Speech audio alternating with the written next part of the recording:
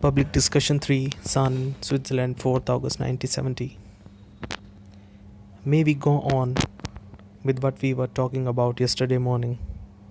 We were talking about dependency, its attachment, and the fear of loss. I think this may be rather an important subject, rather an important issue in our life, that we should really go into it rather deeply. After all, one can see that freedom cannot possibly exist when there is any form of dependency. There is psychological dependency and psychological the dependency of biologically on food, clothes and shelter, which is a natural dependency. But the attachment that arises through the biological necessity, as having a house to which one is psychologically attached, or attached to certain form of food, or the compulsive eating, because the other factors of fear which have not been discovered, and so on.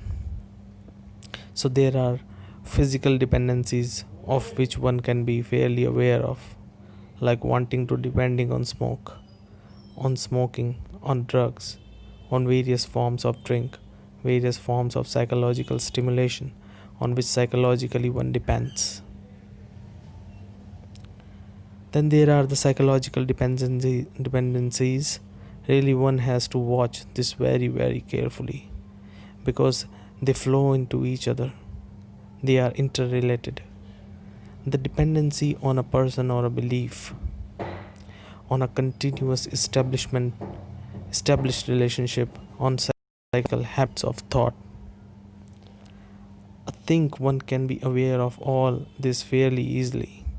And we said yesterday, there is a dependency on something and the attachment to that something, both physical and psychological, and that dependency and the fear of losing that to which one is attached brings about or affect or breeds fear. I think that is where we went yesterday.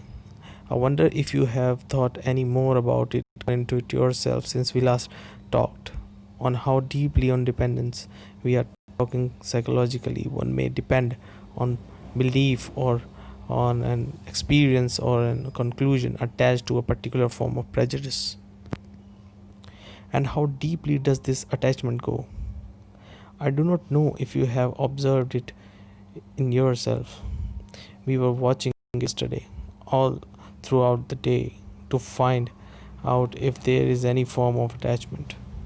Coming here regularly, living in a particular chalet, following or going to one country after another, talking, addressing people, being looked up to, criticized, exposed.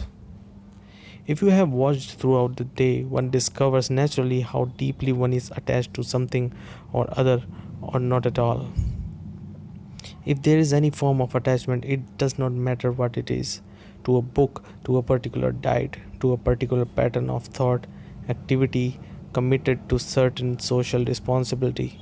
Such attachments invariably breeds fear. And a mind that is frightened, though it may not know it because it is attached. Obviously, it is not free and therefore must live in a constant state of conflict. One may have a particular gift, capacity, like a musician, tremendously attached to his instrument or to the cultivation of his voice. And when the instrument or when the voice fails, he is completely lost.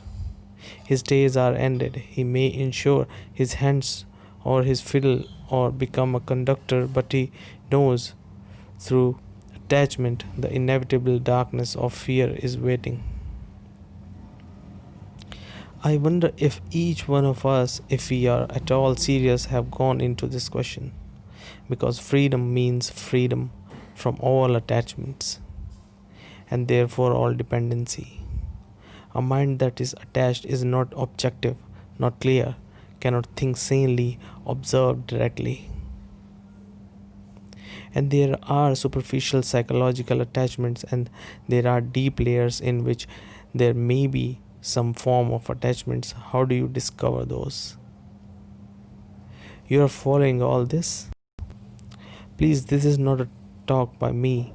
We are communicating with each other, sharing with each other, the examination, which is not an analysis.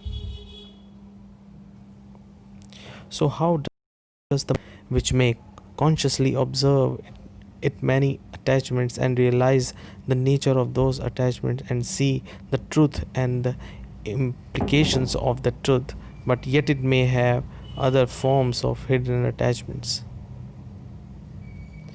How are you going to uncover those concealed secret attachments? Bearing in mind, a mind that is attached goes through the conflict of detachment, realizing it must be detached, otherwise, it has pain, and then gets attached to something else, and so on. This is our life. I find I am attached to my wife. Fortunately, I am not married. I am attached to my wife, and I may see all the consequences of it. And being attached to her, I realize there must be inevitably fear involved in it. Therefore, there is the conflict of detachment and the trial in relationship, the conflict in relationship.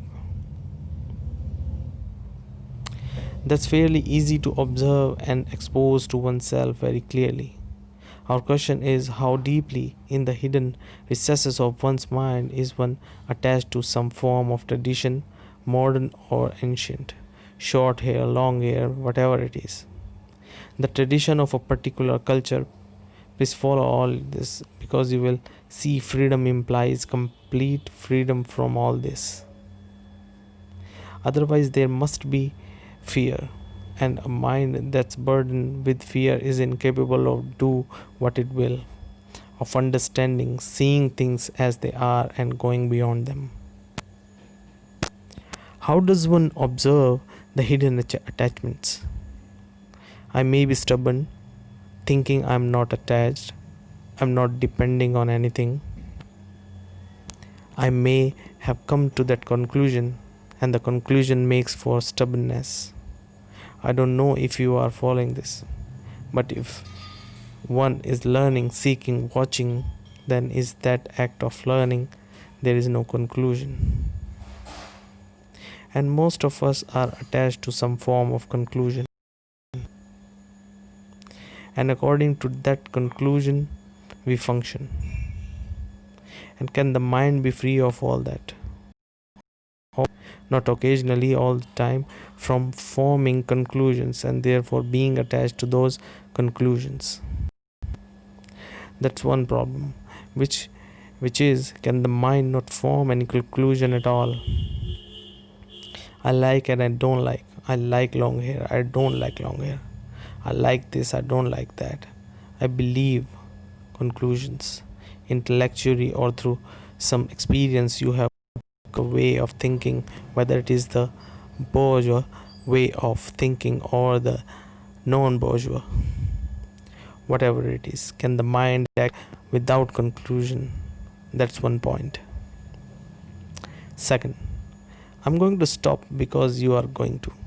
We are all going to discuss presently. Second, can the mind reveal to itself the hidden attachments, patterns, and dependencies? And three, can the mind seeing the nature and the structure of attachment? Can the mind be completely or sustained, move with a way of life which is not isolating but highly active, and yet no fixation at any point? I don't know if you are following all this. We'll go into it. First of all, are we aware that we are psychologically attached? First of all, biologically, physically attached. Are you aware of it? We are going to discuss. Please, I'm not going to make a long speech. You and I are going to share this thing together. Are you aware that you are attached physically to things? And being aware of that, are you aware also of the implication of those attachments? If you are attached to smoking, see how extraordinarily difficult it is to give it up. the petals that one goes through. Because I have watched people. Personally, I have never smoked. I don't know what it means. Once I tried it and I was sick and I put it aside. But the people who smoke, it has become a habit, find it incredibly difficult. Not only acts as a stimulation and all the rest of it, a social habit and all that, but the attachment to it, the attachment to drink, to drugs, to various forms of stimuli. Is one aware of all this? If you are, you can drop it instantly. Come on, sirs, please. I'm aware of that. I am attached to whiskey. I'm not, but I'm saying, supposed I am, and it's become a tremendous habit. The body demands it. See what is involved in it. The body has got used to it. It can do without it. And you have come to the conclusion that you must not drink. It is bad for you. It gives you various forms of physical disturbances. The doctor have said, don't cut it down. But the body, the mind have fallen into the habit of it. I'm only taking that as an instance. Can the mind, watching this habit, can it completely immediately drop it? See what is involved in it. The body demands it because it has got into a habit. It acts as a stimulus or whatever it is. And the mind has said, oh, I must give it up. So there is a battle between the body, the bodily demands, and the decision of the mind, right? Now, what are you going to do? Instead of whiskey, put your own habits that you have. Perhaps you don't drink whiskey and it is not particularly a habit, but you have other psychological habits. Frowning, watching with your mouth open, fiddling with your finger. What will you do? Please, sirs, let's discuss this. Don't let me. The body is attached to drink and the mind says I must be free from of it. And also you realize conflict between the body and the mind is not very good. Doesn't help. It becomes a problem, a struggle. What will you do? Please, sirs, come on. You must be extraordinarily free of all habits if you can't discuss this.